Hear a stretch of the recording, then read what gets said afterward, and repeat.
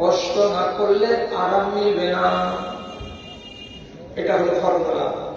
কষ্ট না করলে সুখ পাওয়া যাবে না। একটা কৃষক আফাটা রোদে মাঠে গিয়ে নিজের, তখন সেই কৃষক তার জমিন থেকে সোনা ফলাই বাড়িতে বসে হবে না। একটা ছেলে সারা সারা রাত থাকে আর জেগে জেগে একলাই টেবিলে খাতা কলম নিয়ে লেখাপড়া করে, যখন নিদকে হারাম করে দেয় আর দেওয়ার পরে মেহনত চালায়, তখন সে ছেলেটা ফার্স্ট ডিভিশনে পাস করে। এর মানে হল যদি কষ্ট না চাপাও তো কষ্ট না করলে সুখ পাওয়া যাবে না। গোলাপের ফুল জানেন কি জানেন না যে গোলাপ ফুলের গাছে কাঁটা আছে? কাঁটা আছে, ছোট ছোট কাঁটা। আপনি যখন গোলাপ ফুলকে পাড়তে যাবেন তো নির্ঘাত আপনার হাতে কাঁটা লাগতে পারে। তো আপনি যদি বলেন ফুল পাড়ব না, হাতে কাঁটা লাগবে, হাতে কাঁটা লাগার ভয়ে যদি জীবনে ফুল পাড়তে না যান তো জিন্দগিতে গোলাপ ফুলকে না পেড়া গিয়ে সুখে দেখার সুযোগ আপনার মিলবে না। আর কষ্টকে যদি উপেক্ষা করেন তাহলে কষ্টের বিনিময়ে আপনি কি পাবেন? একটা সুফল পাবেন, নাকি ফুলটাকে পাড়া যাবে। এই জন্য এক কবি বলেছেন, কাঁটা হেরি ক্ষান্ত কেন, কাঁটা হেরি ক্ষান্ত কেন, কমল তুলিতে দুঃখ বিনে সুখ লাভ হয় কি মোহিতে, দুঃখ বিনে সুখ লাভ হয় কি মোহিতে। আগে দুঃখ, তার বিনিময়ে আসবে সুখ। বসে বসে সুখ আসে। আমরা যত দুনিয়াতে মুসলমান আছি সবাই জান্নাত জাহান্নামকে বিশ্বাস করি। কোন এমন একজন মুসলমান নাই যে মুসলমানটা বলে যে মরার পরে আমি জাহান্নাম নিব। সবাই বলে মরার পরে জান্নাত যাব, জান্নাত নিব, আল্লাহ জান্নাত দিও। এই জান্নাতটা যে নিবেন, আপনি কি মনে করছেন যে মুরগি দিয়ে এই জান্নাতকে পাওয়া যাবে? কিছু কষ্ট করবেন না। যদি শরীরের ঘাম না ছোটালে ফসল সৃষ্টি পয়দা না হয়, রাত না জাগলে যদি পরীক্ষায় ফার্স্ট ডিভিশন না হয়, তো এত মূল্যবান আল্লাহর জান্নাতের জন্য আপনি একটু কষ্ট করবেন না আর হাসতে হাসতে জান্নাত নিয়ে নেবেন, এটা কোনদিন হয়? কোনদিন হয় না। রাসূলুল্লাহ বলছেন, হুফফাতিল জান্নাতু বিল মাকারিহি ওয়াশ শাওকাতি ওয়া হুফফাতিন নারু বিল মালাহি। আল্লাহ রাব্বুল আলামিন জান্নাতটাকে কাঁটা তার দিয়ে ঘিরে রেখেছেন, বড় বড় কাঁটা তার দিয়ে। বাবুরের কাঁটা মনে করুন, তার কাঁটাই মনে করুন, বেলের কাঁটা মনে করুন, শুধু কাঁটা আর কাঁটা, কাঁটা আর কাঁটা দিয়ে জান্নাতকে ঘিরে রেখেছেন। এবার নবী বলছেন জাহান্নামকেও ঘিরে আছে। কি দিয়ে জাহান্নামকে ঘিরে আছে? তো রাসূলুল্লাহ বলছেন, তোমার মনে যেগুলো সুখ পায় করে, তোমার চোখে যেগুলো সুখ পায় দেখে, তোমার কানে যেগুলো সুখ পায় শুনে, এমন তোমার আরামদায়ক জিনিসগুলো দিয়ে আল্লাহর জাহান্নামকে ঘিরে আছে। কি কথা? জান্নাতকে ঘিরে আছে কাঁটা দিয়ে, জাহান্নামকে ঘিরে আছে আরামদায়ক জিনিস দিয়ে। আপনি বুঝতে চেষ্টা করেন। আপনারা কম আসেন তো কি কথাটিকে যদি শুনেন জ্ঞান সমৃদ্ধ হবেন। জান্নাতে যদি কোনো মানুষ পড়ে যায় হাঁটতে হাঁটতে তো কি ক্ষতি? শরীরের কোন আকাঙ্ক্ষা কম হবে কি? হবে না। এটা তো জান্নাত। তো জান্নাতকে কিন্তু ঘেরা হলো কাঁটা তার দিয়ে, জাহান্নামটাকে ঘেরা দরকার ছিল কাঁটা তার দিয়ে। কেউ যদি পড়ে যায় তাহলে জীবন কয়লা হয়ে যাবে। তো যেই জায়গাটাতে বিপদ, যেই জায়গাটাতে খাতরা, সেই জায়গাটাকে ঘেরা আছে ফলমূলতি দিয়ে। আর যেখানে আছে সুখ, সুখের জায়গাটাকে আল্লাহ ঘিরে রেখেছেন কাঁটা তার দিয়ে। এর মানে কি? এর মানে হলো এই দুনিয়াতে আপনি যদি নিজের জানের উপরে কিছু কষ্ট হজম করতে পারেন, তাহলে এই কষ্টগুলোই হলো কাঁটা। এই কাঁটাগুলোকে যদি দুনিয়াতে সহ্য করে নিতে পারেন, তাহলে ওই দুনিয়ার কাঁটা সঙ্গে হবে না। এই হলো তর্জমা। কিছু আমল আছে যে আমল করতে গেলে আপনাকে কষ্ট লাগবে, তো কষ্টের মানেই কাঁটা। আর যারা যারা এই দুনিয়াতে ওই কষ্টগুলোকে করে নিতে পারলো, তাদের সাথে জান্নাতের কাঁটা তো কাঁটা হয়ে থাকলো না। আমি তো কাঁটাকে সহ্য করে নিয়েছি দুনিয়াতে, কাজে আমার সামনে জান্নাত এখন মুক্ত, কোনো কাঁটা কাটা নাই। এই জন্য কথায় আছে, কি কথা? এই দুনিয়ার দুঃখে আছে ওই দুনিয়ার আলো, এই দুনিয়ার দুঃখে আছে ওই দুনিয়ার আলো। দুঃখে যারা হার মানে না, তাদের হবে ভালো রে, তাদের হবে ভালো। আল্লাহ ধরে ধন্য হরে জীবন কর সফল। তুই দুনিয়াতে মানুষ হয়ে কেন এলি বল? তোর আমলে যা আভাস মিলে যাবি রসর তল রে, যাবি রসর তল। যারা এই দুনিয়াতে কষ্ট সহ্য করতে পারবে, তারা আল্লাহর জান্নাতে ঢুকতে পারবে। এবার আপনি ভালো করে বুঝে সুঝে উত্তরটা দিবেন। ডিসেম্বর মাস শুরু হলো শীতের কনকনে, আর আগামীতে আসছে জানুয়ারি। হাড় কাঁপানো ঠান্ডা হবে। এমন হাড় কাঁপানো ঠান্ডাতে ফজরের বেলায় যখন মুয়াজ্জিন আযান দিতে দিতে বলবে, আসসালাতু খায়রুম মিনান নাওম, নামাজ তোমার নিদ্রা চাইতে অনেক উত্তম। কানে গেল আওয়াজটা, যেমনি কানে আওয়াজ গেল, আপনি একটু খুশুর খুশুর করলেন, আর করার পরে নিজের মনকে বলছেন, মন ল্যাপ ছাড়তে তো ইচ্ছা করে না, এত মজা লাগছে। এই মজা যদি নিবি, কাঁটা তাকে সরাইতে পারবি না। ল্যাপটাকে ফেল, বিশ্বাস থেকে উঠ, কষ্টটা কর। আপনি নিজে বলেন, এত গরম বিছানাকে যখন আপনি ছাড়বেন নামাজের জন্য, আপনার জানটাতে কষ্ট হবে না? হবে না? এক কষ্ট হল। এবার হাঁটতে হাঁটতে গেলেন, অজুখানার কাছে গিয়ে লোটাতে করে পানি নিলেন। পানিগুলোকে নিয়ে মুড়াতে বসে যখন এক চুল্লু নিয়ে হাতে দিলেন, কত ঠান্ডা লাগছে। ওই কনকনে পানি যখন আমি হাতে দিয়ে অজু বানাবার জন্য লাগালাম, সঙ্গে সঙ্গে সারা শরীরে চুলগুলো খাড়ো খাড়ো হয়ে গেল, কাটা কাটা হয়ে গেল। মনে হচ্ছে সব যেন জেগে জেগে গেছে। কত কষ্ট হল। তারপর অজু বানালেন, মুখটাকে মুছে নিলেন, শাল একটা গায়ে দিলেন। দেওয়ার পরে আপনি নিজের মনকে বলছেন, বেটা ছেলে তুমি বাড়িতে নামাজ পড়তে পারবে না, মসজিদ যেতে হবে।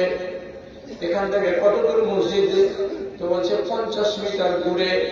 যখন আপনি মসজিদের দিকে হাঁটলেন, হিমের হাওয়াগুলো মুখে লাগছে, বুকে লাগছে, তো মনে হচ্ছে কলেজা থেকে তীর মেরে মেরে দিচ্ছে, এত ঠান্ডা। কষ্ট নেই? এও কষ্ট।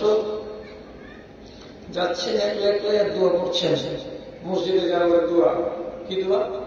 আল্লাহুম্মা জাআল ফি কলবি নূরান ওয়া ফি বাসারি নূরান ওয়া ফি সামঈ নূরান ওয়া ইয়ামিনি নূরান ওয়া ইয়াসারি নূরান ওয়া ফাওকি নূরান ওয়া তাহতি নূরান ওয়া দামি নূরান ওয়া শাইরি নূরান। হে আল্লাহ, তুমি আমার সামনে নূর দাও, তুমি আমার পিছনে নূর দাও, তুমি আমার ডানে নূর দাও, তুমি আমার বামে আলো দাও, তুমি আমার উপরে আলো দাও, তুমি আমার নিচে আলো দাও, তুমি আমার অন্তরে আলো দাও। পড়তে পড়তে পড়তে পড়তে চলে গেলেন মসজিদ পর্যন্ত। সেখানে গিয়ে নামাজ আদায় করে তারপরে বাড়ি ফিরে আসলেন। এই যে 20 মিনিট 25 মিনিট সময় ধরে আপনার নফসের উপরে কষ্টগুলো চললো, এই কষ্ট দিয়ে আল্লাহর জান্নাত ঘেরা। এখন যদি আপনি এই কষ্ট করতে না পারেন, কাঁটা হয়ে থেকে গেল, আপনি পারবেন না এই কাঁটাকে টপ করতে। কলমিলতা কেন হলো এটা?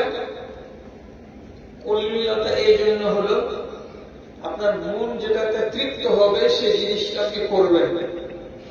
যদি আমার মতো নয়, আরো 6-7 ফিট উঁচা এরকম মোটা চওড়া যদি একটা বক্তা এনে আপনাকে বলে যে ভাই তুমি নেশাদার দ্রব্য সেবন করিও না, আপনি তখন যখন দোকানে যাবেন তো মিল পাড়াতে গিয়ে দেখবেন যে তিরঙ্গা ঝুলছে, তখন আপনার ভিতর খালি কটকট করবে। হ্যাঁ, মৌলবীর কথা শুনে যদি থাকি তাহলে বলে জিয়ে 20 মিটবে না, একটা তিরঙ্গা দাও যদি আর একটা মধুর হতো নিয়ে নিরক্ষটা পায়, একটাকে ফেলে আর একটা ভিতরে ঝুঁকিয়ে দিয়ে ভালোভাবে ভরে দিল, খুব চিনচি কাটছে দাঁতগুলোতে, মাড়িগুলোতে, আর মজা লাগছে। এটা জিনিস কি হালাল না হারাম? হারাম। আপনাকে এর আগে কোন মৌলবী বলেছে এটা হারাম? আপনি শুনলেন না। কেন শুনলেন না? এটাতে আমার মনে মজা পাচ্ছে, আমার মুখ শ্বাস পাচ্ছে। তাহলে আপনি কার মতন চললেন? আল্লাহর রাসূল বলছেন না, আর আপনার মন বলছে মজা। আপনি মজার কিছু দৌড়াবেন, রাসূলুল্লাহকে আপনি একদিকে রেখে দিলেন। থাক, আরেকগুলো বকজি আছে নামাজে পড়ে আর পকেটে পুরাতন আমলের পচা পচা খাইনির পাতাকে দৌড়ে হাট থেকে কিনে নিয়ে আর চিকেন মুড়বে আর পকেটে ভরে ভরে পকেটে ভরে নিয়ে গিয়ে মসজিদে নামাজ পড়বে। অজুখানাতে পচাখানিকে ফেলবে, অজু টজু করে নামাজ পড়ে ফের মসজিদের বাইরে এসে লোককে। এটা হলো জাহান্নামীদের খোরাক বাকি, এটা মুমিনদের খোরাক নয়। এটা মাকরুহ জিনিস এবং এটা হারাম জিনিস। যখন শুনবে আর শোনার পরে যখন আমার বিষ বিষানি উঠবে তখন বলতে থাকবে। যখন ভুল করেনি বেটি ছেলেকে দেখবেন, কত ফুকির দিকে দেখবো ট্রেনে, যখন ভুল করার বিষ উঠে যাবে তখন লোকজনের সামনে তো করা যাবে না, লুকিয়ে লুকিয়ে কোটটাকে বাহির করে ব্যাগের ভিতরে হাত ভরে এমনি করে এতখানি করে নিয়ে শাড়ি দিয়ে মুখখানকে মুখে ঢেকে মুখে লুকিয়ে একবার এই মনে আর মনে ভরে দিয়ে মুখটাকে ধরে আসে। কেন?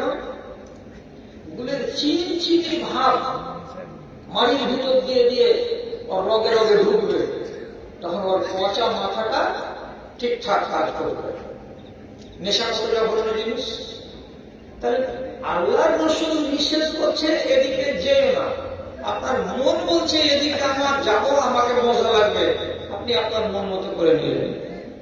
তাহলে রাসূলকে তো পাত্তা দিলেন না। আমি কি বলেছি বলে হাদিসটা? যে ব্যক্তি নিজের মনের নিজের ইচ্ছা অনুযায়ী কাজ করবে, কেমন? আমার কান যেটা ভালোবাসবে সেটাই আমি শুনবো, আমার চোখ যেটা ভালোবাসবে সেটা আমি দেখব, আমার মুখ যেটা খাহেশাত নিজের ইচ্ছার পিছনে পিছনে দৌড়ে চলা। আর যারা এমন করবে এই জিনিসগুলো দিয়ে আল্লাহর জাহান্নামকে ঘিরে আছে। এর মানেটা কি? আপনি কানে লাগিয়ে রেখেছেন দুটো লিড, টাকা দিয়ে কি নিয়েছেন? 500 টাকা, 700 টাকা, 1000 টাকা, 2000 টাকা দিয়ে মোবাইল ফোন পিছনে ফুল প্যান্টের পকেটে লাগা আছে। 7খানা করে ইট নিয়ে দোতলার বিল্ডিং এ উঠছে একটা লেবার গুজরাটে খাটতে গিয়ে, অথচ তার কষ্ট হচ্ছে ইট উঠাতে গিয়ে, তবু কষ্টকে কষ্ট মনে করে না। কেন? যে মোবাইল থেকে ব্লুটুথ করা আছে তার এই কানের সঙ্গে, সারাদিন কাজ করছে, সারাদিন ইবলিশের কথা শুনছে, গান শুনছে, বাজনা শুনছে, এই করে করে তার সময় কেটে যাচ্ছে। আপনি নিষেধ যদি করেন তো বলবে আমার কান চাইছে এটা শুনতে, তার জন্য আমি শুনছি। তাহলে আপনি হলেন মনের গোলাম। তাহলে যে মানুষ তার কান যেটা শুনতে চাইবে সেটাই যদি শুনে, চোখ যেটা দেখতে চাইবে সেটাই যদি দেখে, আর মুখ যেটা খেতে চাইবে সেটাই যদি খায়, তাহলে এই ইচ্ছা দিয়েই, আকাঙ্ক্ষা দিয়েই, তার খাহেশাতকে দিয়েই আল্লাহর জাহান্নামকে ঘেরা আছে। যে হারাম খাবে সোজা জাহান্নামে যাবে, জাহান্নাম যেতে কষ্ট হবে না। যে হারামি কথা কানে করবে সে সোজা জাহান্নামে যাবে, জাহান্নাম যেতে তার কষ্ট হবে না। যেমন কোল মিল্লতা দিয়ে ঘেরা থাকতে গেলে কোন জায়গায় এপার থেকে ওপার যেতে কষ্ট হয় না। জি, কি বুঝলেন? নিজের জানের উপর যদি একটু কষ্ট না করবেন তাহলে কেমন করে অত দামি জিনিস আপনি পাবেন? দাদা, হযরতে মুআয রাদিয়াল্লাহু তাআলা আনহু, হযরতে আয়েশা রাদিয়াল্লাহু তাআলা আনহা এবং হযরতে আবু বকর সিদ্দিক, এই লোকগুলোর নাম বললাম। একটা নফল রোজা করত। তো দু তিনটা লোক একটু আওয়াজ করেন তো, ভাইয়েরা বাবজিরা, দিন ছোট হয় কোন কালে? গরমের কালে না জাড়ের কালে? জাড়ের কালে। জাড়ের কালে দিন হলে এখন 11 ঘন্টা, তাও একটু কম। আর যখন চৈত্র মাস আসবে তখন আপনার দিনটা হয়ে যাবে 13 ঘন্টা, 13.5 ঘন্টা। তাহলে দিন তো বড়।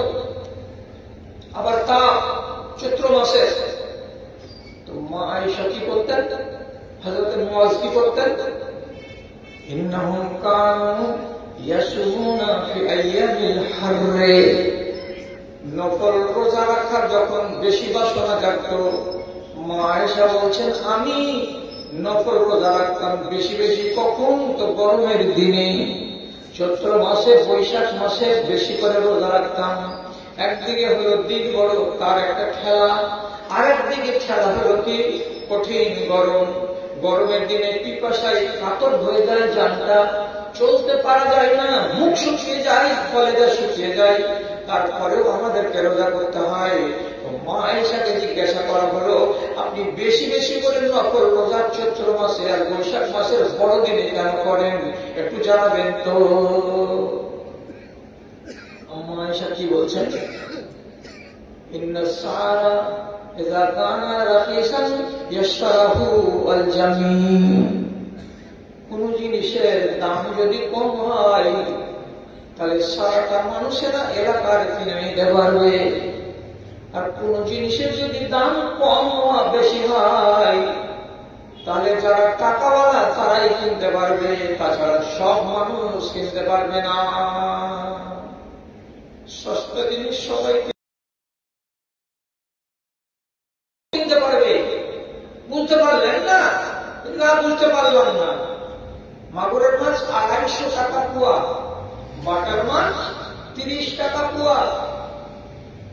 বাটার মাছ সবাই কিনতে পারবে, এটা সস্তা। মাগুরের মাছ সবাই কিনতে পারবে না। যার কাছে কাঁচা টাকা আছে, ব্যবসা করার টাকা, ইনজেকশন ভরা টাকা, দাম বেশি হবে সেই জিনিসকে কম লোকে কিনবে, আর যেই জিনিসের দাম সস্তা হবে সেই জিনিসকে সব লোকে কিনে নিবে। আল্লাহ রাব্বুল আলামিনের জান্নাতটা অত্যন্ত দামি, অত্যন্ত দামি। কত দামি? নবীজি হাদিসের ভেতরে বলছেন মান খাফা আদলাজা ওয়া মান আদলাজা ফাকাদ বালাগাল মানজিলা আলা ইন্না সিরাতাল্লাহি গালিয়াতুন। কোন মানুষ যদি ঢের রাত্রিতে জান্নাত খোঁজ করে তাহলে রাতের বেলায় 12টা, 2টা, 2:30টা রাত্রিতে যারা জান্নাত খোঁজ করে তারা তাড়াতাড়ি করে জান্নাত পায়। যারা দিনের বেলায় জান্নাত খোঁজ করে তারা পাবে বটে, কিন্তু তাদের সময় লেগে যাবে। কেন? রাতের বেলায় আল্লাহ তাআলার অফিস, আল্লাহ তাআলার আদালত গরম গরম থাকে, আর দিনের বেলায় আল্লাহর আদালত অত গরম থাকে না। কাজে রাতের বেলায় আল্লাহ রাব্বুল আলামিন জান্নাতকে বিক্রি করেন। অতএব দুনিয়ার মানুষ, তোমাদের যদি জান্নাত কেনার ইচ্ছা থাকে তাহলে যত বেশি রাতে উঠে তুমি আল্লাহর কাছে জান্নাত চাইবে তত বেশি তুমি আল্লাহর জান্নাতে কিনার মতো যোগ্যতা পাবে। ঢের রাতে উঠে, এই রাতে নয়। কি বলছেন নবীজি? আল্লাহর জান্নাতের দাম অনেক। মা আয়েশা কি বলছেন?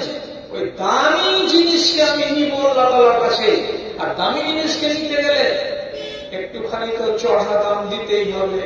আর চড়া দামটা কি দিতে হবে? ছোট দিনে রোজা করলে হবে না, বড় দিনে রোজা করতে হবে। এই জন্য আমি এটা করি। ভাই, আমরা তো কষ্ট করতে কেউ রাজি নাই, কিন্তু আপনাকে একটা কথা বলে দিচ্ছি, ইসলামী শরিয়তে আপনার জানের শক্তির বাইরে আপনাকে কষ্ট দেওয়া হয়নি। আপনাকে কষ্টগুলো কেমন দেওয়া হয়েছে? মনটাতে একটু কষ্ট হবে, বাস। তাই বলে যে আপনার রক্ত ঝরে যাবে, তাই বলে যে আপনার দম বন্ধ হয়ে যাবে, তাই বলে যে আপনার গলা থেকে গামছা লাগাতে যাবে, এরকম তো হবে না। জীবনের উপরে একটুখানি কি হবে? কষ্ট হবে, মনটাতে একটু ব্যথা লাগবে, এটাই তো। আর আপনি এটা করতে রাজি নন। তাহলে নবী আম্বিয়ারা যে গত হয়ে গেছেন, তাদের দিকে একবার তাকান তো। আমি লম্বা করবো না আপনাকে ওয়াজ, আমি গোড়াতে বলছি, আমার সভাপতির কথা অনুযায়ী আমি সবেই ছাড়বো আপনাদের ওয়াজ, পালাইন না আমার সামনে থেকে। আমি একটা মেয়ে ছেলের নাম বলছি, কথা বলছি। এটা কে? ফেরাউনের যুগে একটা ধর্মপ্রাণ মহিলা। ফেরাউন আইন করেছিল, ওর গণকদার বলেছিল যে এবছর কোন একটা বেটা ছেলে জন্মিবে তোমার দেশে, ছেলেটা বড় হয়ে তোমার রাজ্য কেড়ে নিবে, তোমাকে দূরে সরিয়ে ফেলে দিবে। ফেরাউন বলছে এত বড় কথা, সারা একটাও বেটা ছেলে রাখবো না এবছরে। অর্ডার হয়ে গেল। মিশরে ওই বছর যত বেটা বাচ্চা তৈরি হলো, জন্ম নিল, সবকে কচু কাটা করলো, সবকে কচু কাটা করলো এই ফেরাউন। ওই বিপদের কালে তৈরি জন্ম নিলেন কে? নবী মুসা। এবার ওর মা দুধ খাওয়াই বটে, কিন্তু মনটা খালি কাছমাছ করে। বেটারে, তোকে দুধ খাওয়াবো, কয়দিন তোকে লুকিয়ে রাখবো? 2 দিন গেল, 4 দিন গেল, তোর বয়স হলো 7 দিন, তোকে এখানে দুধ খাওয়াচ্ছি না, বাড়ির পিছন দিকে ঝোপে নিয়ে গিয়ে দুধ খাওয়াচ্ছি। আর অনেক সময় তোকে ঝোপের ভিতরে রেখে দিয়ে চলে আসি। কয়দিন তোকে বাঁচাবো, কয়দিন ফেরাউনের হাত থেকে তোকে রক্ষা করতে পারবো আমি জানি না। ভয় লাগছে। আল্লাহ তাআলা মুসা নবীর মাকে ইলহাম করে খবর দিচ্ছেন, মুসার মা, আমি একটা কথা বলছি, আমার কথাটা শোনো। কি বলছেন আল্লাহ তাআলা মুসা নবীর মাকে? ওয়াওহাইনা ইলা উম্মি মুসা আন ইরজাইহি ফাইজা খিফতে আলাইহি ফাআলকিহু ইলাইকা ফাজাইলুহু মিনাল মুরসালিন। ছেলেটাকে দুধ খাওয়াও, ভয় করিও না। জানি যদি খুব ভয় লাগে আমার বাচ্চাটাকে কচু কাটা করে দেবে ফেরাউন, তাহলে আমি বলছি তোমার বাচ্চাটাকে একটা কাঠের সিন্ধুকে ভরে দাও, আর কাঠের সিন্ধুকে ছোট্ট বাক্সতে রেখে দাও। দেওয়ার পরে তোমার বাড়ির পাশে নীল নদীতে বাচ্চাটাকে ভাসিয়ে দাও। তুমি যদি আমার কথা শুনে বাচ্চাটাকে নীল নদীতে ভাসিয়ে দাও, আমি আল্লাহ তোমাকে বলছি, যেমন করে হোক না কেন বাচ্চাটাকে আবার আমি তোমার কোলে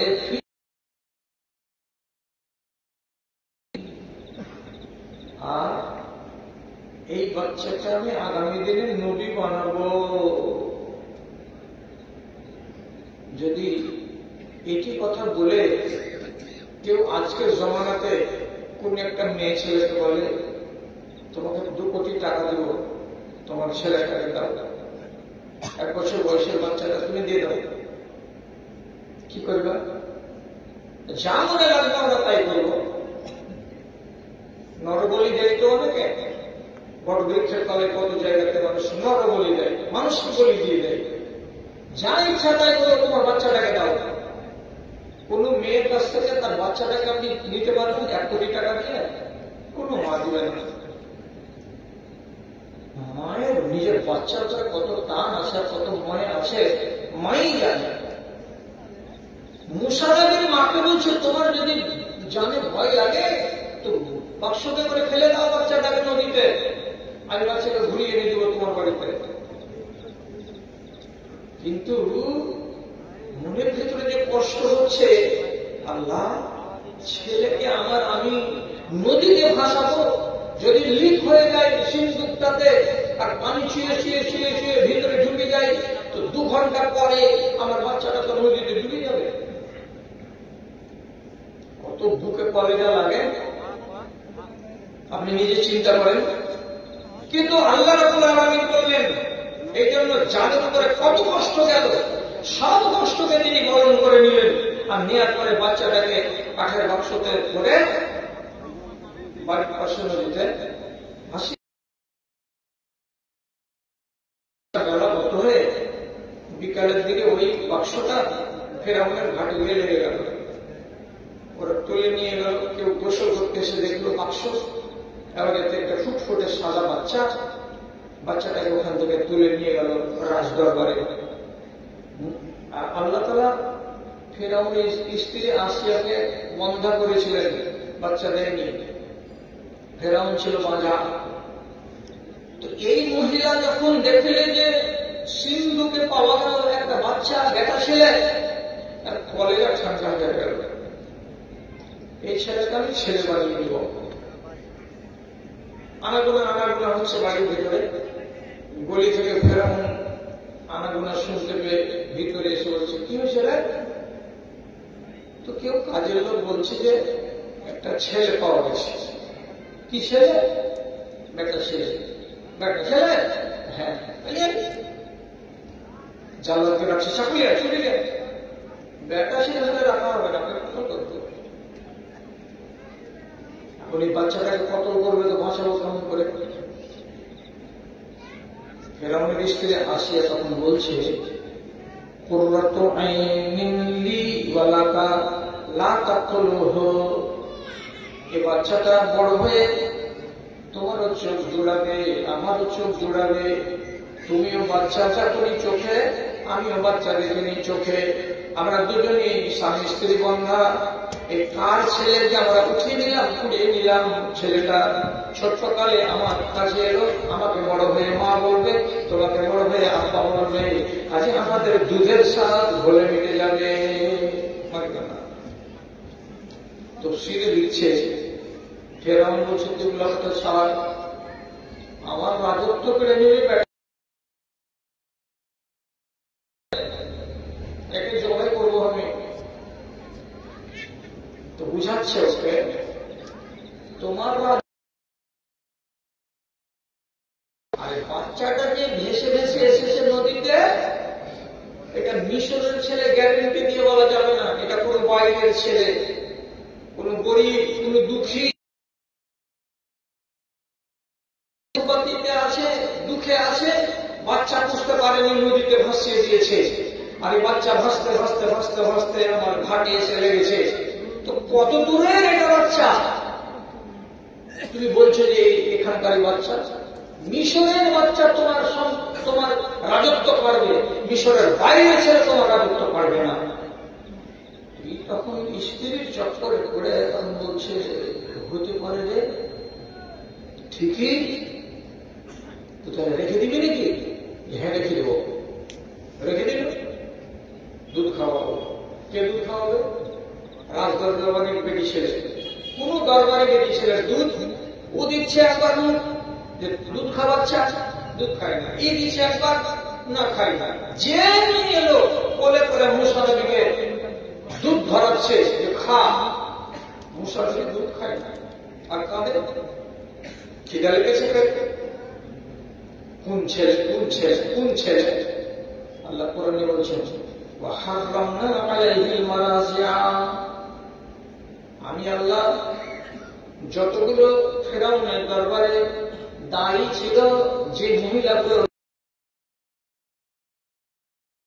ছেলেগুলোর দুধ আমি আমার নবীর জন্য হারাম করে দিয়েছিলাম। এ নবী মুসা, তুমি আগামী দিনে নবী হবে, অতএব তোমার মতো একটা নাবিকে আমি হারামি মেয়ে ছেলের দুধ পান করাবো না, এই জন্য তোমার উপরে হারাম করে দিয়েছি এই মেয়েগুলোর দুধকে তুমি জীবনে মুখ লাগাবে না। কাউকে দুধ খেলো না, এটা এত বড়টা পাচ্ছি ধরা যায় না। আমি কে? তখন বলছে যে মাসি এই যে গোড়ের গাছতলার একটা ঝুঁকড়ি দেখছেন, ওই ঝুঁকড়িতে একটা মেয়ে ছেলের বাচ্চা হয়েছিল, কি যে হয়েছে বাচ্চাটা তো জানি না, তো ওই মেয়ে ছেলেটা তো দুধ হবে, মেয়ে ছেলেটাকে এনে দেখো তোমার বাচ্চাটা যদি দুধ খায়। ঠিকই তো ভালো পরামর্শ, যে কোনো মেয়ে ছেলের তো দুধ হবে না, যার বাচ্চা হয়েছে তারই দুধ হবে। যাও যাও যাও যাও যাও তাড়াতাড়ি ডেকে নিয়ে এসো, ডেকে নিয়ে এসো। মুসা নবীর মাকে ডেকে আনলো ফেরাউনের বাড়িতে। রানী বলছে বাচ্চাকে দুধ খাওয়াও, যেমন করেই হোক আমার বাচ্চাকে বাঁচাতে হবে, আমার বাচ্চাকে তার খিদা মিটাতে হবে, দুধ খাওয়াবো। মুসা নবীর মা বলছে এত সুন্দর সুন্দর বেটি ছেলে কাউরি দুধ খেলো, বেলাউজের ঠিক ঠিকানা নেই, জীবনের সাবুন মাখি কি মাখি নেই, এত গরিব বেটি ছেলেকে দুধ পান করবে? বাবা তুই জানা করবে কি করবে না, দেখা যাবে তুই দুধ খাওয়া না। ভিতরে নিয়ে গিয়ে নিজের কলেজের টুকরা, সে সকাল থেকে বাচ্চাকে অনাহারে রেখেছে কি করে? আল্লাহর হুকুম কেন এনেছি? আল্লাহর হুকুম যদি না মানি তাহলে আমি আল্লাহর নাফরমান হয়ে যাব। কষ্ট জানে হতে গেলেও বাচ্চাকে ফেলে দিয়েছিল নদীতে। যেমনি বাচ্চা মায়ের কোলে গেছে, বাচ্চার চরিত্রে আল্লাহ রাব্বুল আলামিন এটা দিয়েছেন, যখনই বাচ্চা কাঁদবে আর নানি কোলে করলেও কাঁদন বন্ধ হবে না, ওর ফুফু কোলে করলেও কাঁদন বন্ধ হবে না, ওর যদি আর কেউ কোলে করে তো কাঁদা বন্ধ হবে না। আর ওর মা যদি এসে উঠে থেকে গলি থেকে বাল্টি হাতে করে আমিনাতে এসে বাল্টিকে জোর করে আছাড় মেরে রেখে দেওয়ার পরে দাও কি মা, দাও দাও দাও দাও, ছেলে দাও ছেলে দাও। ছেলেটাকে যদি এমনি করে যেমনি খালি কোলে করবে, যেটা অরিজিনাল মা, আল্লাহ কি কুদরত দিয়েছে, ওর কোলে যেতে ছেলে ঠান্ডা। মায়ের গায়ে বাচ্চা যদি আসে ও বুঝে নিবে এটা আমার মা। মুসা নবীকে যেমনি কোলে নিল তার মা, বাচ্চা চুপ। যেমনি দুধ খাওয়াতে শুরু করলো, বাচ্চা একবারে কপ কপ কপ কপ কপ কপ করে দুধ খেয়ে একবারে পেট একবারে মুসা করে নিল ঠান্ডা। বাইরে আসিয়া বলছে দুধ খেলো? হ্যাঁ দুধ খেয়েছে। অর্ডার হয়ে গেল, তোমাকে এই বাড়ি থেকে যেতে হবে না, এ বাড়িতে থাকো, বেতন যত লাগবে সব দেওয়া যাবে। বলছে না আমার নিজের সংসার আছে, আমাকে আমার বাড়িতে যেতে দাও, আমি আমার ঝুঁকিতেই থাকবো। ঝুঁকড়িতে যদি থাকবে তো থাকো, কিন্তু আমার বাচ্চার আদর যত্নে যেন 4 আনা 3 আনা 1 আনা 1.5 আনা যেন কোনো কমি না হয়, আমি আমার বাচ্চার একটু কষ্ট বরদাস্ত করবো না। মুসা নবীর মা কমছে ওরে, মার থেকে মাসির দরদ কত বেশি, ছেলে তার আর দরদটা কিছু কিছু আমার ছেলে। নিজের বাড়ি নিয়ে গিয়ে নাকি মুসাকে লালন পালন করলেন। আল্লাহ কি বলেছিলেন? ইন্নী রাদ্দুহু ইলাইকা ফাজাইলুহু মিনাল মুরসালিন। আমার কথা যদি শোনো তাহলে বলে আমি তোমার একটা কথা শুনবো, কি? বাচ্চাটাকে তোমার বাড়ি ফিরিয়ে দিব। আল্লাহ তাআলা বাচ্চাকে মায়ের কাছে ফিরিয়ে দিলেন। মুসা নবীকে আর মারা হবে না। আর যেদিন মুসা নবী 40 বছরের হয়ে গেলেন, সেদিন তাকে নবী বানিয়ে দিলেন আল্লাহ তাআলা। আমার এই মুসা নবী ফেরাউনের দরবারে গিয়ে বলছে, এই ফেরাউন, রাজত্ব চালাও কিন্তু এক আল্লাহকে আল্লাহ বলে মানো, নিজেকে আল্লাহ বলে দাবি করিও না। শুরু হয়ে গেল যুদ্ধ।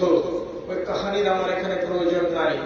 আমি শুধু বলছি এই কথাটা আপনাদেরকে, নিজের নারী ছিলা বাচ্চাকে নদীতে ফেলে দিতে গেলে জীবনে কষ্ট লেগেছে না লাগেনি? কিয়ামতের দিন মুসা নবীর মাকে জিজ্ঞেস করবেন যে কত কি কষ্ট পেয়েছিলেন খালা, কেন কষ্ট করলেন? কষ্ট করলেন বলেই না তিনি সুখ পেলেন আর শান্তি পেলেন এবং বাচ্চাকে মানুষ করে পেলেন। আর কষ্ট করেছিলেন কেন? আল্লাহ রাব্বুল আলামিন বললেন বলে। তাহলে এই কষ্টের পিছন দিকে কি আছে? আরাম। আরামকে কুড়িয়ে নিয়েছেন কষ্টের বিনিময়ে। আপনারা যতদিন লোক এখানে বেঁচে আছেন তারাও আল্লাহ এবং আল্লাহ রসুলের কথাকে মেনে আপনি নিজেকে যদি কি করতে পারেন, কষ্ট স্বীকার করে নিতে পারেন, তো আপনার আখিরাতটা আপনি বানিয়ে নিলেন। কিন্তু দুঃখের কথা শুনবেন তো, টাইম হয়ে আসছে আপনার। আল্লাহ তাআলা নবী বলছেন, ইন্নাল্লাহা ইয়াকবিযু শারিকাতাহু মিন আহলিল ঈমানি ওয়া ইয়াবকা আজাদাতান। একটা সময় চলে আসবে, সেই সময় আল্লাহ রাব্বুল আলামিন গোটা গ্রামে, গোটা এলাকায়, গোটা দেশে যেগুলো হবে দিনদার নামাজি মুসলমান আল্লাহওয়ালা বেটা ছেলে এবং বেটি ছেলে, এগুলোকে একটা একটা একটা একটা করে মরণ দিয়ে দেবেন, সব মরে যাবে। আর গ্রামের ভেতরে বাকি থাকবে কারা?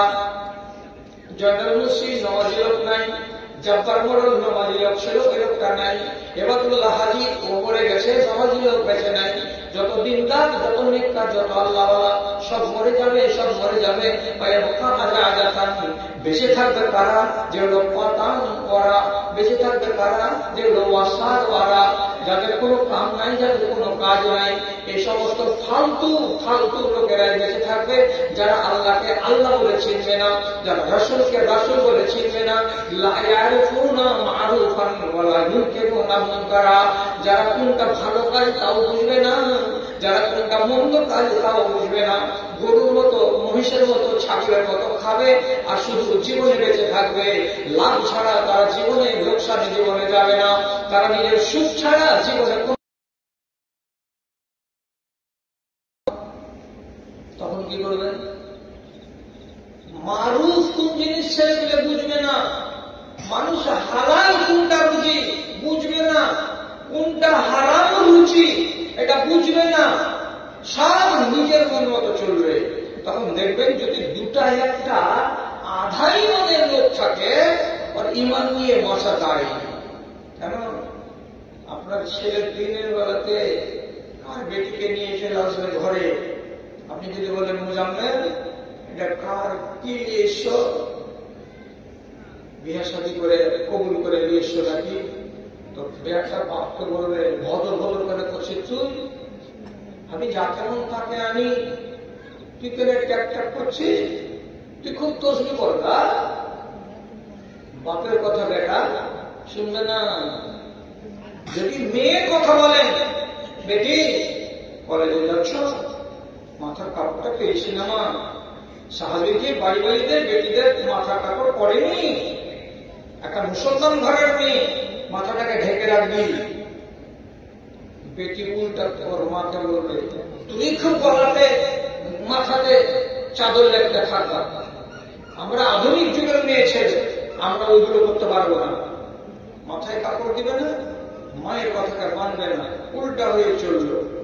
শরিয়ত বলছে তুমি নিজের স্বামী বাছাই করতে পারবে না, তোমার বাপের অনুমতিতে তুমি বিয়ে করবে। তোমার বাপ যদি অনুমতি দেয় তুমি বিয়ে করবে, তোমার বাপ যদি অনুমতি না দেয় ওই ছেলেকে তুমি বিয়ে করবে না। হাজারটা মেয়ে ছেলে বলবে বুড়া আঙুল তুই করে কেরামা খাবি না, আমি করে কেরামা খাবো, ওকে নিয়ে যেতে ছেলেটা আমাকে ভালো লাগলো আমি সেই ছেলেটাকে বিয়ে করবো, বিয়ে করে নিচ্ছে। আপনি যদি বলেন ওই মেয়েটাকে 15 দিন পরে আপনার বাড়ি আসবে, তোর মতন বেটির হওয়ার দরকার নাই, কি করবি? তোকে দেয়ালিয়া লাল করে দেব।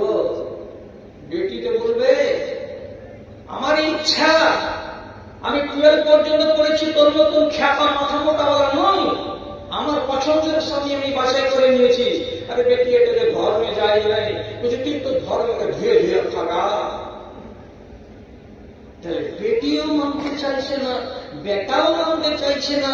আপনি যদি কোনো মানুষকে একটা খালি বলেন হ্যাঁ হাল খান ছাড়, আজান দিয়ে পড়লো নমাজের টাইম চলে যাচ্ছে, তো বলছে নমাজ করি না তো সব সময়, কাজের একটা তাল আছে, এখন ছেড়ে দিল দিয়ে নমাজে যাবো, নমাজ করে তারপরে আসবো, গরুবেলা রোধে পুড়বে, তাকে নিয়ে একটা আঁচল আছে মেরেলি, তারপরে তখন দেখা যাবে নমাজ কিন্তু রোজই পাওয়া যাবে, তারটা কি রোজ পাওয়া যাবে? খালি ভদ্র ভদ্র করে তোমার কোনো কথা বুঝো না।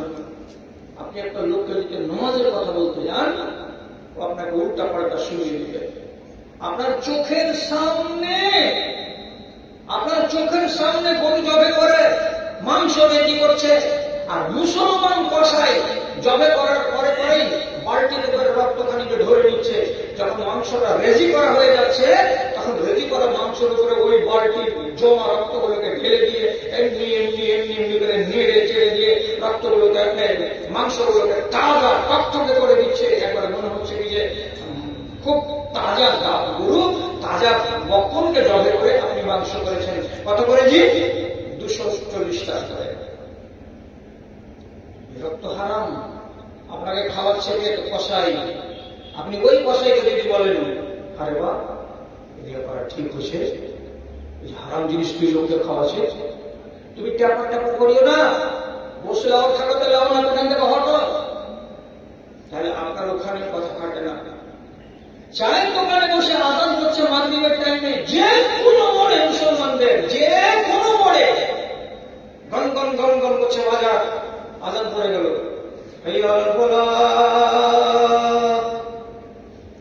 আজান আপনার পাছাকে চায়ের দোকানের বেঞ্চ থেকে ছুটাতে পারবে না, পাছা লেগে গেছে বেঞ্চে। তাহলে ওই দোকানে বসেছিল আরো দুটা লোক গায়ে মুসলিম, ওর নাম হলো সুবোধ কুমার, আর একটা নাম সুরজ কুমার। ওরা দুজনের তো আজানের কোনো মূল্য নেই, ওরকে পাছা লেগে থাকলো বেঞ্চে, কারণ ওদের নামাজ নেই। আর আজান দিয়ে আপনাকে ডাকলো, আপনার পাশা বেঞ্চে লেগেই থাকলো, আপনি বেঞ্চ থেকে উঠতে পারলেন না, তাহলে এতে আর একটা তফাৎটা কি? কিছু তফাৎ নেই। কোন একজন যদি মোল্লাজি কোন একটা মুর্শি মানুষ যদি বলে এই ফের এসে বসো না, নামাজ পড়ে না, ইস্টার্নে তো মসজিদ 3 রাকাত নামাজ পড়ে চলে এসে সেটা তোমরা বসো, অথচ চায়ের দোকানে চা খাওয়ার পরে ভদ ভদ করার কোন অনুমতি নেই ইসলামী শরিয়াতে। আপনাকে যদি কেউ বলে যেখানে সময় নষ্ট করিও না, তখন আপনার দিকে মুখ সেটা খিস্তি করে বলে দেখ দেখ দেখ মুখ শিখে দেখ কত বড় ইমানদার বেটা, ইমানদার এসেছে, আমাদের ইমান শিখে এসছে। কোন জায়গা বাঁচাতে পারবে না, শুধাই ঠকবে ঠকবে, বেটা বেটি স্ত্রী ছেলে মেয়ে গ্রামবাসী সবাই বলবে এই লোক চলবে না, এই জামা নাই, এই লোক চলবে না, এই জামা নাই। শেষে কি হবে? রাসূলুল্লাহ বলছেন ইউশাকু আন ইয়াকুনা খায়রু মালিল মুসলিমিন আল গানামু, গানামা। কিয়ামতের যখন সময় কাছে আসবে তখন সেই যুগে মুসলমানদের প্রিয় মাল হবে ভেড়া আর বকরি আর ছাগল। একটা লোক যদি সে নিজের ইমান বাঁচাতে চায়, আমি ইমান বাঁচাবো, তো ওই তুর্কি টোলাতে থেকে ইমান বাঁচাতে পারবে না। তখন কি করবে? 4-5টা ছাগলের গলাতে দড়ি লাগিয়ে দিয়ে একটা চাদর আর একটা ছোট্ট ব্যাগ নিয়ে টানতে টানতে টানতে টানতে চলে যাবে কোথায়? তখন একটা পাহাড়ের এলাকায়। সেখানে গিয়ে সারাদিন ছাগল চড়াবে, আর ছাগলগুলোর দুধ দহন করার পরে নিজে পান করবে, আর গাছের তলায় একটা চাদর টানিয়ে দিয়ে ওখানে রাত কাটাবে, ওখানেই দিন কাটাবে। এমনি করে চলতে চলতে তার উপরে মুখ চলে আসবে, পাহাড়ের কিনারায় গাছারি মরে যাবে। কেন মরে যাবে? যদি এখানে আমি না যাই তো আমার দিন বাঁচানো যাবে না। সময় চলে আসছে। এখন আপনাকে যদি আমি বলি একটা দিনদার গ্রাম খুঁজে দেন তো, কেমন দিনদার গ্রাম? যে গ্রামের নজওয়ান ছেলেগুলো একটাও নেশার দ্রব্য পান করে না, পারবেন আপনি? কুর্কি পাড়া বলছি আমি, সকালবেলা আপনি আমাকে দেন তো 5টা নজওয়ান ছেলে এই গ্রামে, আপনি চা খাওয়াবো, বিস্কুট খাওয়াবো, আর কিছু খাওয়াবো, কিন্তু শর্ত হলো এই যে তিরঙ্গা উৎকা কিছু খায় না, বিড়ি খায় না, সিগারেট খায় না, এরকম একটা ভদ্র ছেলে দিতে পারবেন? 10টা ছেলে আপনার টোলা থেকে। আল্লাহর কসম, মুসলমানের ভিতরে নেশা যত বেড়েছে, এই কম কিয়ামতকে রশি দিয়ে টেনে টেনে আগিয়ে নিয়ে আসছে। 15 দিন পরে আসছো, 15 দিন আগে টেনে আনছো। মুসলমানের বেটিরা এই জমানায় যত বেহায়া হয়েছে, অন্য সমাজের মেয়েরাও হাসছে এদেরকে দেখে। না হলে আপনি আপনার টোলাতে যদি একটা বিয়ে লাগে, তো বিয়ের দিন দেখতে পাবেন 25টা 30টা মেয়ে ছেলে আপনার বাড়িতে দাওয়াত থেকে আসবে, আপনি দেখতে পাবেন। তাদের চেহারার দিকে তাকাতে গেলে আল্লাহর কসম আপনি বলতে পারবেন না প্রথম চান্সে যেটা মুসলমানের বেটি, এটা হিন্দুর বেটি। কেন তোর মাথায় কাপড় নেই? কেন তোর এখান থেকে বাহাওয়ালা তোর সালোয়ার, তোর মাথাতে ওড়না কই, তোর বুকের উপরে চাদর কই? তুই যে এইরকম ড্রেস করে চলে এসেছিস, তাহলে একটা গায়ের মুসলিম এইরকম ড্রেস করে, আর আপনার আর আমার বেটি এরকম ড্রেস করে, তো তাহলে এর ইমানটা কোথায় আছে?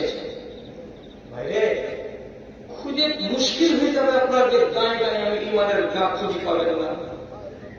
ঘরে ঘরে শান্তি যেথাই দুঃখের নেই কলেশ, ঘরে ঘরে শান্তি যেথাই দুঃখের নেই কলেশ, খুঁজছি আমি বাউলা হয়ে এমন একটি দেশ রে, এমন একটি দেশ যেথায় নেই কোন মদের আড্ডা, খেলে না কেউ জুয়া, সিনেমাতে ভিড় করে না, তাসকে বলে ভুয়া রে, তাসকে বলে ভুয়া, রাত্রে যেথায় বোম ফাটে না, শান্ত পরিবেশ, খুঁজছি আমি বাউলা হয়ে এমন একটি দেশ রে, এমন একটি দেশ যেথায় যেথায় বেটা বাপকে নিজের বলে না কো শালা, যেথায় বেটা বাপকে নিজের বলে না কো শালা, বিবি যেথায় স্বামীকে তার দেখায় না কাজ করা রে, দেখায় না কাজ করা, লোকগুলো সব সরলমতি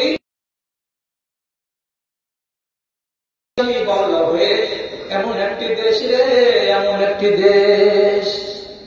খুঁজে খুঁজে খুঁজে খুঁজে আপনার লাইটের ব্যাটারি শেষ হয়ে যাবে, আপনার আয়ু ক্ষয় হয়ে যাবে, মুসলমানদের ইমানদারি গ্রাম আপনি খুঁজে পাবেন না।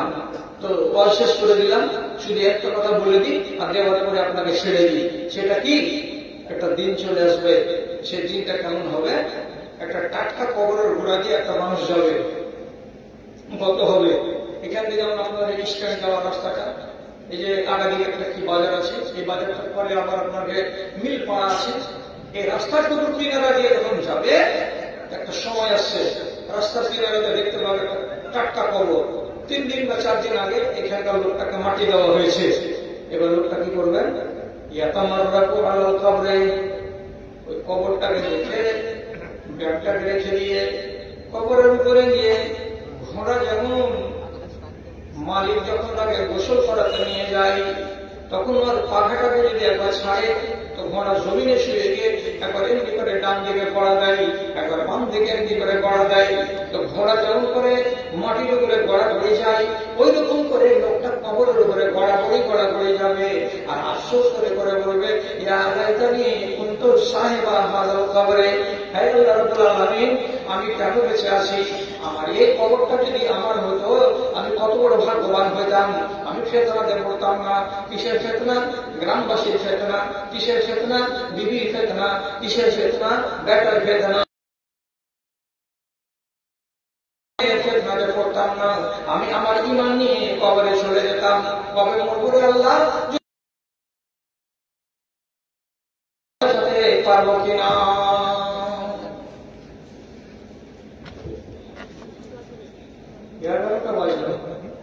মজলিস সব আপনারা খালি করে দিলেন।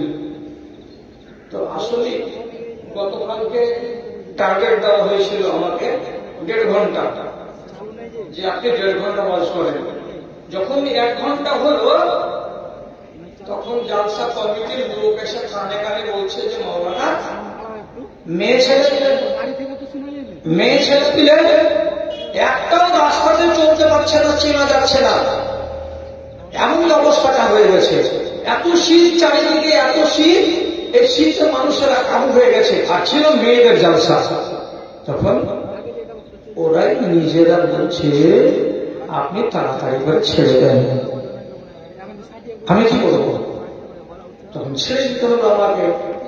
এখন আপনারা এতটি লোক আমার সামনে ছিলেন, ঠিক চলছিল, আপনারা যে কটা লোক আছেন, এখন যদি আমি চালাতে চাই, ফের আপনি 15 মিনিটও যাবে না, সব লোকটি আপনারা আমাকে ছেড়ে দিয়ে এখান থেকে চলে যাবেন। তো আর একটা কথা শুধু বলছি, আর বলার পরে আপনাকে ছুটি দিয়ে দিচ্ছি।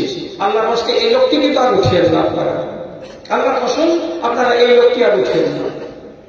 তাতে হবেটা কি, 11টা পার হয়ে গিয়ে 5-6 মিনিট যদি বেড়ে যায়, আমরা বলতে পারবো যে 11:30 বা 11:15 জালসা শেষ করেছি। কি বলি, কি বলি, আমার দিকে তাকান, আমার দিকে তাকান। ইব্রাহিম নবীকে আল্লাহ তাআলা 80 বছর বয়সে একটা বেটা দিয়েছিলেন।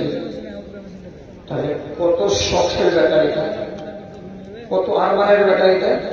আন্দাজ করেন, 80 বছর বয়সে যদি একটা লোক ছেলে পায়, এই বয়সের ছেলেটাকে কত আদর করবে বাপ আর কত আদর করবে মা। সেই বাচ্চাটা 1 মাসে আল্লাহ তাআলা উপর থেকে অর্ডার করছেন নবী ইব্রাহিমকে, ইব্রাহিম তোমার বাড়ি হলো প্যালেস্টাইন, এখান থেকে তোমার স্ত্রীকে তোমার বাচ্চাকে নিয়ে চলে যাও সৌদি আরবের দক্ষিণ প্রান্তে একটা শহর আছে, সে শহরের নাম মক্কা। মক্কা যাও, ওখানে রেখে এসো বিবিকে। আল্লাহর অর্ডার। উনি শুরু করে দিলেন হাঁটতে। যা কিছু শুকা পাকা খানা ছিল ব্যাগে নিয়ে, পানি নিয়ে হাঁটতে হাঁটতে হাঁটতে হাঁটতে 1 মাসের রাস্তা হেঁটেই চলে এলেন। স্ত্রী, স্বামী আর কোলের বাচ্চা এসে, যেটা কাবা, যেটা কাবা ঘর, কাবার ঘরের কাছে স্ত্রীকে বসিয়ে দিলেন। কোরআন মাজিদ আল্লাহ তাআলা কি বলছেন? রব্বে ইন্নী আসকানতু মিন যুররিয়াতি বিওয়াদিন গায়রি যী যারইন ইনদা বাইতিকাল মুহাররাম। হে আল্লাহ, তোমার আদেশে আমি আমার বিবিকে, আমার বাচ্চাটা 1 মাসের, তাকে তোমার কাবার পাশে রেখে দিয়ে আমি চলে আসছি। কারণ যে তুমি আমাকে অর্ডার করেছো, তোমার অর্ডার না হলে কাজ আমি করতাম না। যদি এখানে এসে ইব্রাহিম নবীও থাকতেন তো কোনো কথা ছিল না। জায়গাটা কেমন? একটি মাত্র কাবা ঘর, এর পাশে কোনো বাজার নাই, এর পাশে কোনো বাড়ি ঘর নাই, এর পাশে কোনো লতা পাতা এবং বৃক্ষ আদি এগুলো কিছু নেই। একটা বিরাট সুরসান মরুভূমি, সেখানে আল্লাহর ঘর বানানো আছে। ঘরের নাম হলো কাবা। দূর থেকে মানুষ আসে, তওয়াফ করে নেই, বাড়ি চলে যায়, ওখানে কেউ থাকে না, ওখানে খাবার ব্যবস্থা নেই, ওখানে পানিরও ব্যবস্থা নেই। এমন একটা নির্জন জায়গাতে নবী ইব্রাহিম নিজের হাঁটতে শুরু করলেন। যে রাস্তা দিয়ে এসেছিলেন সেই রাস্তা। এখানে 50 মিটার দূরে যখন চলে গেছে, তখন হাজেরা বলছে, স্বামী আমাদের মা বেটাকে এখানে রেখে দিয়ে হাঁটতে হাঁটতে দিয়ে চলে যাচ্ছে, তো ব্যাপারটা কি? হাঁটুন দেখে তো অন্যরকম লাগছে। তো যাচ্ছে তো সোজা রাস্তা ধরে, তো জেনে নি আমি তো বিবি আর ওটা আমার স্বামী, লোক নেই, যোগ নেই, ডাকাই আমি এখানে একটা মেয়ে ছেলে। তখন কি করবে? একটা শহীদ একটা ব্রিটিশ ছেলে মানুষ উত্তর দিকে মুখ করে নিজের স্বামীকে যাচ্ছে। কি বলে? ইয়া ইব্রাহিম আইনা তাযহাবু।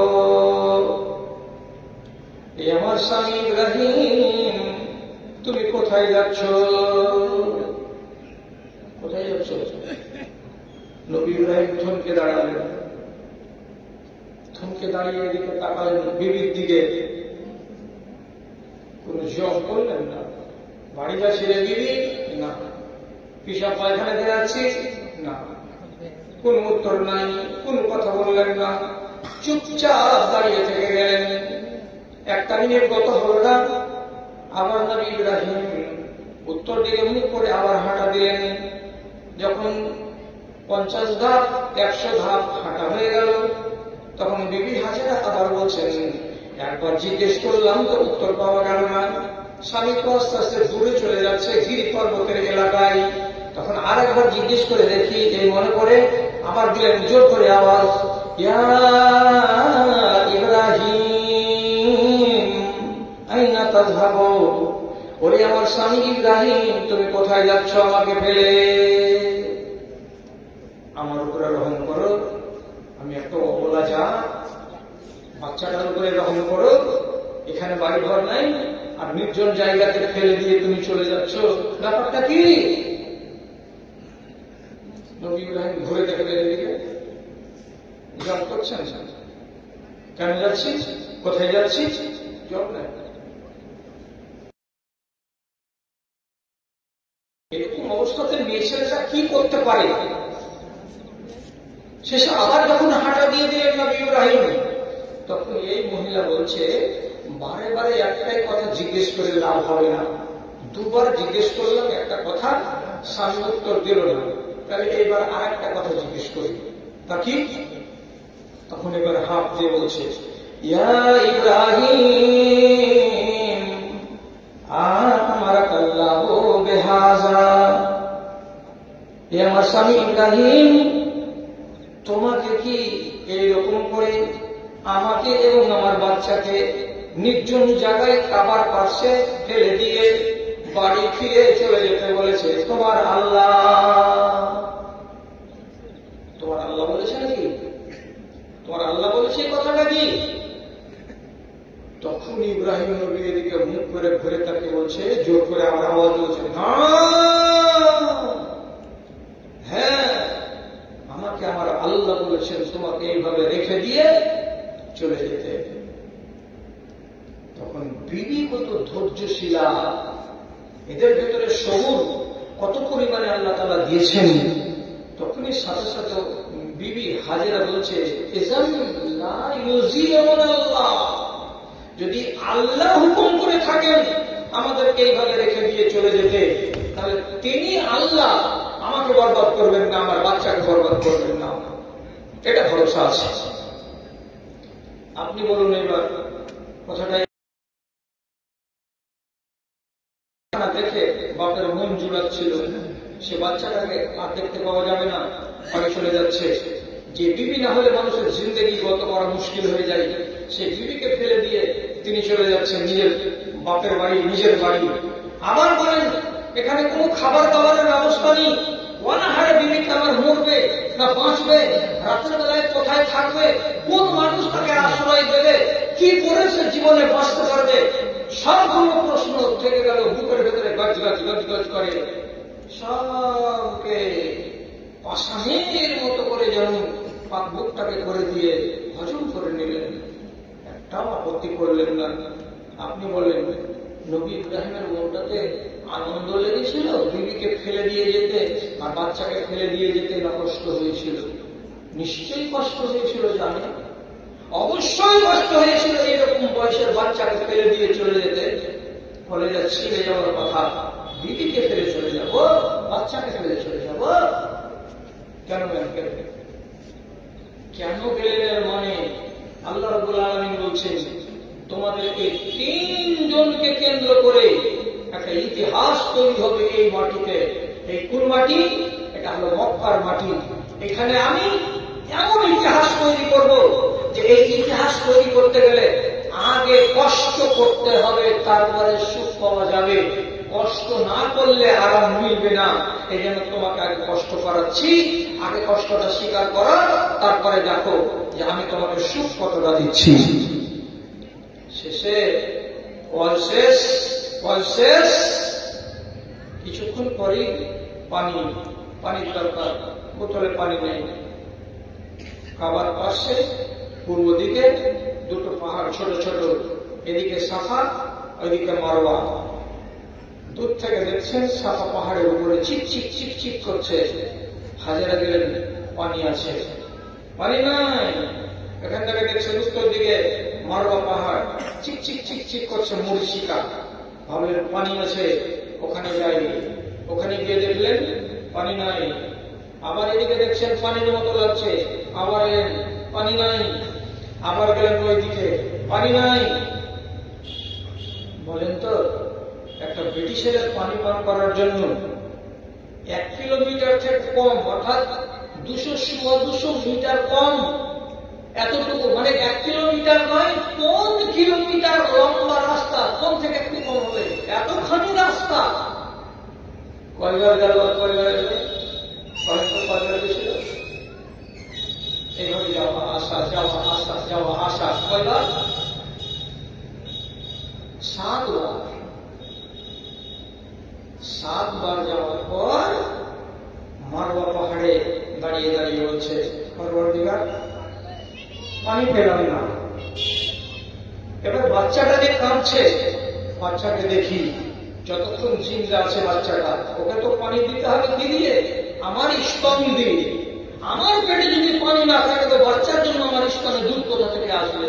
দেখি দৌড়ে গিয়ে হযরত ইসমাইল যে বালুতে শুয়েছিলেন, সে বালুতে এমনি করে ছোট বাচ্চা এরকম এরকম করে পা মারছে, গুল্লা মারতে মারতে একটা জায়গাতে এতটুকু খাল হয়ে গেল। আর এই খালটা দিয়ে ভুল ভুল ভুল ভুল করে একটু করে পানি বেরোতে লাগলো। হযরত হাজেরা এলেন, পানিটা যখন এমনি করে উঠছে এদিকে এদিকে চলে যাচ্ছে, তখন এদিকে করে বালুগুলোকে নিচ্ছে আর এদিকে এদিকে বান দিচ্ছে, আর আরবিতে বলছেন জাম, থেমে যাবে। ফের পানি দিচ্ছে, বালু দিচ্ছে, এটা বলছেন জাম জাম, থামো, এদিকে থেমে যাও, এদিকে থেমে যাও। ও গোল করছে, বান কেটেই যাচ্ছে। মুখ দিয়ে বেরোলো জামজাম, তো জামজাম হওয়ার নামই পড়ে গেল, খাল হল। এখানে বেরিয়ে যাবে আরবের মাটিতে, ওই আকাশে পাখি উঠবে। পাখিটা দেখে একটা দল এলো, দল এসে পানি চাইল। পানির মালিক কে? হাজেরা বলছেন আমি। পানি নাও, নিতে মানা নেই, কিন্তু খবরদার বলবে না যে আমার পানি। এখানে লোক বসতে লাগলো, বসতে বসতে গা বসলো, বসে তারপরে জায়গাটা শহরে পরিণত হলো। আবার নবী ইব্রাহিম ফিরে এলেন, তখনও বালক ইসমাইল পূর্ণ মাত্রায় সাবালক হয়নি। আল্লাহ তাআলার অর্ডার হয়ে গেল, ইসমাইলকে জবে করতে হবে। জবে করার জন্য মাঠে নিয়ে যাচ্ছিলেন, মাঠটার নাম মিনা। মিনার মাঠে যাওয়ার পরে 3 বার শয়তান গুমরাহ করলো। কি বলে? অস্বস্থা দিল। 3 জায়গাতে নবী ইব্রাহিম এমনি এমনি করে শয়তানকে পাথর মারলেন। 3টা জায়গাতে পাথর মারার জন্য আজ ওই জায়গাগুলোতে নিশান তৈরি করা আছে। এটা হলো প্রথম শয়তানকে মারার জায়গা, এটা হলো দ্বিতীয়বার শয়তানকে মারার জায়গা, আর এটা হলো তৃতীয়বার ওখানে শয়তানকে মারার জায়গা। 3টা জায়গা চিহ্নিত করা হয়ে গেল। এবার শুনে সেটা কথা, যদি আপনার কাছে টাকা থাকে আর আগামী বছর হজে যান, তাহলে আপনাকে এতটি কাজ করতে হবে। কি কাজ? ঘরের চারিদিকে তোয়াফ করতে হবে, তারপরে 7 বার সাফা মারওয়া দৌড়াতে হবে। 7 বার সাফা মারওয়া যে দৌড়াবে, আপনার মগজে ভেসে উঠবে ওই ইতিহাস। কার এটা ইতিহাস? তো বলছে আমাদের ইব্রাহিম আলাইহিস সালাম বাবা, তার স্ত্রী হাজেরার এটা ইতিহাস। আমি জিন্দা করছি, সারা দুনিয়া মুসলমান জিন্দা করছে। 7 বার দৌড়ানো হবে ইন্দারার পাশে। ইন্দারার পাশে গিয়ে জমজমের পানি আপনাকে গিলাসে করে নিয়ে পান করতে হবে। জমজমের ইতিহাস আপনার স্মরণে চলে গেল।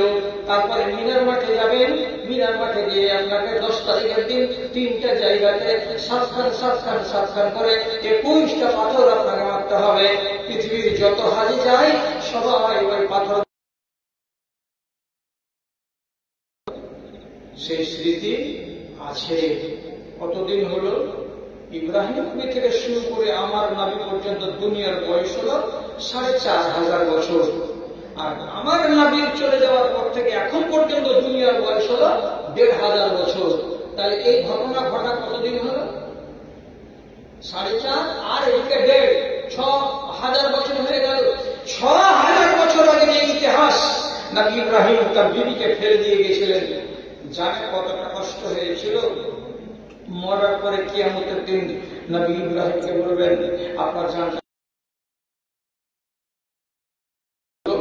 সেদিন আপনাকে বলে দিবেন উনি। না হলে যদি বিশ্বাস না লাগে, নিজের বিবিকে নেপালের পাহাড়ে ফেলে দিয়ে চলে এসেছেন একবার 15 দিনের মতো। না বিবি থাকবে আপনার কাছে, না বেটাই থাকবে আপনার কাছে, আর না আপনি নিজেই থাকতে পারবেন না আপনার কুর্কি টোলার গ্রামে। পারবেন? এত কষ্ট কেন মেনেছিলেন? আমি যদি কষ্ট না করি আল্লাহ রাব্বুল আলামিন খুশি হবেন না, আর আমি যেটা চাই সেটা আমি পাবো না। তাহলে যার উপরে কষ্ট করতে গেলে আমি আরাম পাবো এবং আমি আমার সুখের জিনিসটাকে অর্জন করতে পারবো। তার জন্য কষ্টের সঙ্গে আল্লাহ রাব্বুল আলামিন সুখকে জড়িয়ে রেখে দিয়েছেন। আর দিয়ে কোরআনে বলছেন ইন্না মাআল উসরি ইউসরা। রাত যদি কঠিন রাত হয় তো সকালটা পরিষ্কার হবে। জেনে নাও, খবরদার দুনিয়ার মানুষ, নিজেকে একটুখানি কষ্ট করে যেতে গেলে ঘাবড়ে যেতে হবে না, মনে মনে ভাবতে হবে এই কষ্টটাকে যদি হজম করতে পারি তাহলে এর বিনিময়ে আল্লাহ আমাকে ভালো দেবেন। হয়ে গেছে 11:15। এবার যতটি লোক আপনারা বসে আছেন, আমি ছোটখাটো একটা ফকির, আমি বড় টাকা নেব না। প্রত্যেকটা মানুষ আমার হাতে 20টা করে টাকা দেন, আর পরে যদি 100 টাকা থাকে তো 100 টাকাই দেন। টাকাটা দেন আর দিয়ে এখান থেকে চলেন। আমি একাই দোয়া করবো, আপনারা হাঁটবেন আর দোয়া করবেন আর চলে যাবেন, আমি নামি বলবেন আর চলে যাবেন। পহিলা নম্বর কে দিবেন? আসেন। রাত 11টা হয়ে গেছে, 11:30 হয়ে যাবে, এদিকে 7:60। কেউ পালাবে না, পালাবে না। চাইনি আমি টাকা, 100 দাও, 500 দাও, আলহামদুলিল্লাহ, যা আছে দেন। আর এখানে খারাপ হবে, আমি দোয়া করবো একাই, আপনি খালি আমি বলবেন, আপনার বাপ মাকেও সাথে করে নিব, দাদু দাদি করবো। আরে সুবহানাল্লাহ, 1600 টাকা, 1600 টাকা, আলহামদুলিল্লাহ, দেন দেন, জলদি জলদি, মাশাআল্লাহ, 500 টাকা। আর একটা কথা বলি, একটা কথা বলি, ইমান তাজা করেন। এখনো 70 পাতার বই দিয়েছি 20 টাকা দিয়ে, ইমানের শাখা সমূহ এখান থেকে নিয়ে যান। আপনার বেটি পড়বে, আপনার মা পড়বে, আপনার বোন পড়বে, ইমান তাজা হবে। এখানে বইতে করে কেউ রেট থাকা করে